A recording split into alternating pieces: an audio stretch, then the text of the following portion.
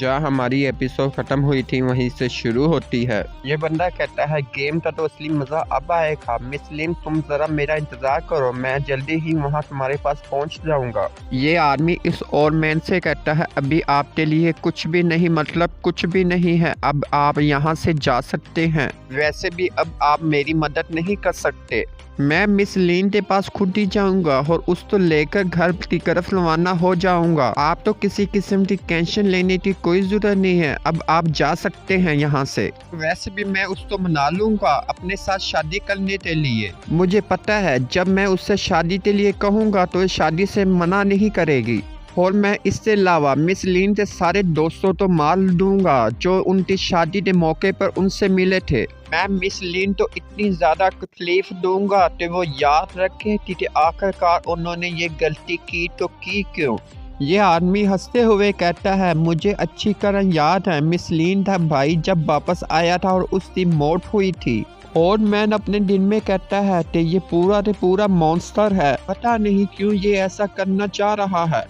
और मैन कहता है मुझे लगता है मिस लिन के पास जो नाइट सोल वाली पावर है ये उनके साथ शादी करते उनकी पावर तो हासिल करना चाहता है। दूसरे पासे हमें एक जंगल का सीन दिखाया जाता है और साथ ही आसमान के ऊपर चांद नजर आ रहा होता है। साथ ही हमें दरख्त की टहनी के ऊपर एक उल्लू बैठा हुआ दिखाया जाता है और कुछ वो सोच रहा होता है इस बीस को देखकर। ये बीस भी बहुत ही ज्यादा डर में चुरा रहा होता है और हमें दिखाया जाता है कि ये बीस दरख्त का सहारा लिया होता है और साथ ही वो अपनी असली हालत में आ जाता है। ये लाल बालों वाला कहता है कि मुझे लगता है कि मैं दोबारा से जिंदा हो गया हूँ, अगर मैं इस बीस की शक्ल में ना आता तो शायद मैं दोबारा बच ना पाता। लाल बालों वाला कहता है कि मुझे अभी भी बहुत ज्यादा दर्द हो रहा है, मेरे पसलियों में इतना ज्यादा दर्द हो रहा है कि मेरे जिस्म में अभी इतना ज्यादा जहर है कि मुझे तकलीफ बहुत ज्यादा हो रही है और मैं ये दर्द बर्दाश्त नहीं कर पा रहा। ये दर्द इतना ज्यादा है कि मुझे लगता है कहीं मैं यहीं पर मर नहीं जाऊं। नहीं, मैं ऐसा नहीं कर सकता, मुझे किसी भी तरीके से अपने आप को रिकवर करना होगा। मैं मिस लिन तो नहीं छोड़ सकता, मुझे उसको मारना होगा। हमें बहुत से बीस आते हुए दिखाए जाते हैं। लाल बालों वाला भी इन बीसों तो यहाँ देखकर हैरान हो जाता है और कहता है कि आखिरकार ये क्या है, इतने सारे बीस आखिरकार यहाँ पर कर क्या रहे हैं। आखिरकार इन्होंने इसी टाइम में ही आना था जब मैं बहुत ही ज्यादा मुश्किल में हूँ। अभी अभी तो मैं एक मुश्किल से बचा हूँ और दूसरी आ गई। हमें इन बीसों की तरफ दिखाया जाता है जो लाल बालों को चारों पासों से ढेर लेते हैं और वो बहुत ही ज्यादा गुस्से में होते हैं, जैसे वो कह रहे होते तुम हमारे इलाके में कर क्या रहे हो। लाल बालों वाला बहुत ही ज्यादा गुस्से में होता है और अपने आप से कह रहा होता है क्या इंसानों के इलाके में या जंगल के इलाके में मेरी कोई जगह नहीं है, क्या मैं इन दोनों इलाकों में नहीं रह सकता। नहीं, ऐसा नहीं हो सकता, मैं किसी को नहीं छोड़ूंगा, जिंदा रहने के लिए मैं सब तो मार डालूंगा। लाल बालों वाला चढ़ा कर कहता है क्या इस पूरी दुनिया में मेरे लिए कोई जगह नहीं है, जहाँ भी मैं जाता हूँ कोई ना कोई मारने के लिए मुझे आ ही जाता है। ये उल्लू भी इस लाल बालों तो देख रहा होता है, साथ ही एक जोरदार घुमाता होता है और हमें फाइट की आवाजें आ रही होती हैं बैंड बैंड करते। लाल बालों वाला अपने मुंह से एक बहुत ही बड़ा ब्लास्ट करता है और हमें दिखाया जाता है उस ब्लास्ट की वजह से बहुत से बीस मारे जाते हैं। इस लाल बालों वाला का गुस्सा ठंडा नहीं होता हो, साथ ही अपने पंच में पावर रिलीज करते हुए इस बीस को दे मारता है और फिर दोबारा से अपनी पावर रिलीज करते हुए दूसरे बीस को भी इतने जोर से मारता है कि वो बीस हवा में उठते हुए सामने दरख्त की टहनी में लगने ही वाला होता है कि उल्लू तो इसके बारे में पता चल जाता है। जैसे ही उल्लू इस टहनी से उठता है वो जो बीस होता है उसी टहनी में जाकर लगता है। उल्लू कहता है क्या मैं यहाँ पर बैठ भी नहीं सकता, एक छोटी सी टहनी तो थी, वैसे भी मुझे यहाँ पर फाइट देखने में बहुत ही ज्यादा मजा आ रहा था। हमें उल्लू की तरफ दिखाया होता है जो काफ़ी ऊंचाई से होता है और कहता है मैं यहीं से नज़ारा देख लूँगा।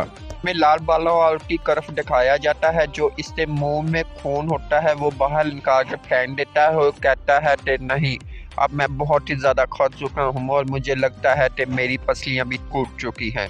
और हमें बीसों की तरफ दिखाया जाता है इस लाल बालों के चारों पास से फैले होते हैं जैसे कि इसने मार मार के इनका बुरा हाल कर दिया है और जैसे ये मर चुके हैं। ये लाल बालों वाला कह रहा होता है अपने आप से क्या मैंने अपनी जिंदगी की कदर नहीं की है, ये लाल बालों वाला कहता है कि मुझे बहुत ही ज़्यादा भूख लग रही है। इस ओल्ड मैन से लड़के लड़के मैंने अपनी बहुत सी पावर यूज़ की थी और मैं बहुत ही ज़्यादा वीक हो चुका हूँ।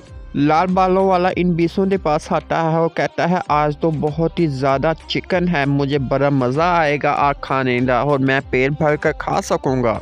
लाल बालों वाला कहता है कि मैं इस चिकन को अगर खा भी लूँ को कह नहीं सकता इसका जायका कैसा होगा, लेकिन बीस इस लाल बालों की सारी बात सुन लेता है और इसे देखकर बहुत ही ज़्यादा डर रहा होता है। वो सोच रहा होता है लगता है आज तो मैं गया। जैसे ही लाल बालों वाला जोर से चिढ़ाता है तो ये 20 डलते मारे वहीं पर थम जाता है। दूसरे पासे हमें उल्लू का सीन दिखाया जाता है जो जंगल की तरफ रवाना हो गया था, उधर से जा रहा था और हमें इस पीले बालों वाले आदमी की तरफ दिखाया जाता है। उल्लू इसी की तरफ आ रहा होता है और जो लाल बालों वाला है इसी का बेटा है। ये उल्लू इस आदमी के पास आता है, इस आदमी के हाथ पर आकर बैठ जाता है। हमें पता चलता है कि इसने अपने बेटे की मालूमात के लिए इस उल्लू को वहाँ भेजा था। ये आदमी अपने उल्लू से पूछता है कि मुझे बताओ कि उधर के हालात कैसे हैं। उल्लू अपनी ज़ुबान में कुछ इस आदमी तो बता रहा होता है। ये आदमी कहता है अच्छा अच्छा चलो मैं समझ गया तुम्हारी बात। इस उल्लू तो ऊपर कर उड़ा देता है और कहता है कि तुम्हारा काम यहाँ पर अब खत्म हो गया है। पीछे से एक आदमी इस पीले बालों से कहता है क्या हुआ है मास्टर, क्या वो कामयाब हुआ या नहीं। पीले बालों वाला कहता है कि वो अपने मकसद में नाकाम हो चुका है और साथ ही हमारी यहीं पर एपिसोड खत्म हो जाती है।